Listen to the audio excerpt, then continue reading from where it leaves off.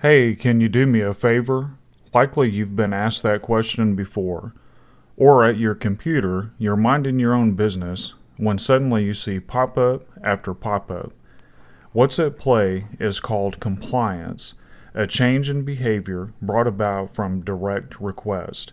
Compliance is different than obedience from authority figures, which will be discussed in other videos. Ellen Langer conducted an experiment at a public library where people were standing in line to make copies.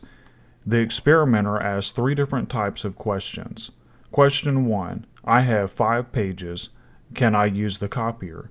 Question 2, can I use the copier because I'm in a hurry? A specific reason, but not really a great one. And question 3, can I use the copier because I need to make copies? A general reason and not really a good one. Question 1, with no reason, resulted in 60% compliance, still surprisingly high. Question 2, with a specific reason but not a great one, resulted in 94% compliance. Question 3, with really a flimsy reason, still resulted in 93% compliance, surprisingly high.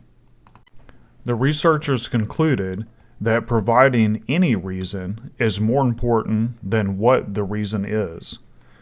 Can asking for unusual amounts, such as a $7 donation, a 21 mile per hour speed limit, or 28% off, affect compliance? Unusual request to increase compliance is called the peak technique. Michael Santos set up an experiment in which the researcher asked for spare change. In one group, he asked for a quarter. In another group, he asked for 17 cents, an unusual amount. 60% more people complied when asked for 17 cents. Two main discoveries of this research. The unusual request makes the person think about the request itself, and the person asking for the unusual amount was seen as being more likable. Jerry Berger expanded upon this study. He asked one group of people to spare a quarter. The other group was asked for 37 cents. If people being asked for the change did not ask why, they were not given a reason. If people asked why the spare change was needed, they were given a random reason. Either because I need to buy something, a general reason, or because I need to buy a stamp, something specific. The group that was asked to spare a quarter had 19% compliance. For the groups that were asked to spare 37 cents, when no reason was provided, they had 26% compliance. When a general reason was given, I need to buy something, they had 70% compliance. When a specific reason was given, I need to buy a stamp, they had 87% compliance. They later changed the word need to want, which did not have a significant impact on the results. The conclusions?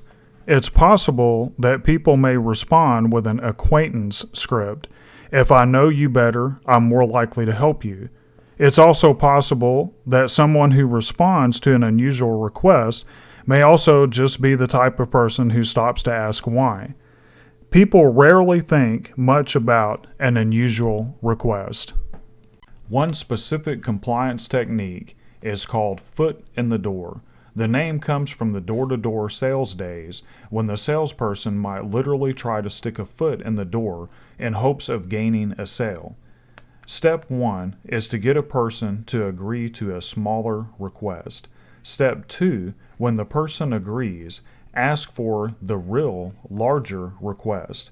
An example, can I borrow $1? If you agree, then I'll ask to borrow 10.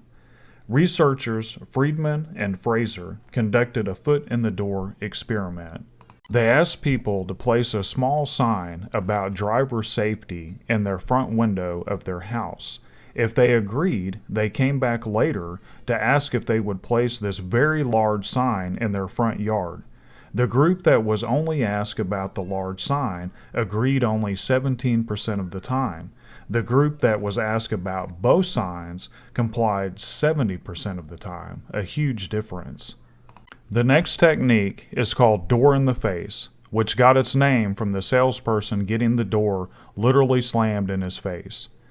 First, a large, outlandish request is made that is rejected, really the figurative door slam. Then, the real but smaller request is made. For example, can I borrow $10,000? That's likely to get rejected, the door slam. Then, I ask to borrow $100, the smaller but real request. Experiments for door in the face included one such famous study in which people were asked to volunteer for 2 hours a day for 2 years at a juvenile detention center, and there was no pay. Then they were asked to take juvenile delinquents for one 2-hour zoo trip. When asked only about the zoo, only 17% complied. But when asked about the 2-year commitment, then asked about the zoo trip, 50% complied. That's not all is another compliance technique. You've seen this in very well-known commercials for a long time. First, a deal is offered. Then, before the customer has a chance to respond, the deal is sweetened. Either the price is lowered or a bonus item is offered. For example, if you're selling a hammer, you can say, but wait, you also get free shipping and even a second hammer for the same price. Berger conducted an experiment in which cupcakes were sold. In one group, cupcakes were sold for 75 cents. In another group, cupcakes were first sold for $1. Before the customer had a chance to respond, the price was changed to 75 cents. For the second group, sales increased by almost 30%, even though they were both offered at the same price of 75 cents. Another compliance technique is called bait and switch. First, an item or service is offered. Second, once the offer is accepted, you say it's unavailable and replace it with a more expensive, lesser quality item or service. This is a fishing analogy, where the fish sees the bait, thinks it's food, only to have its food switched to a trap.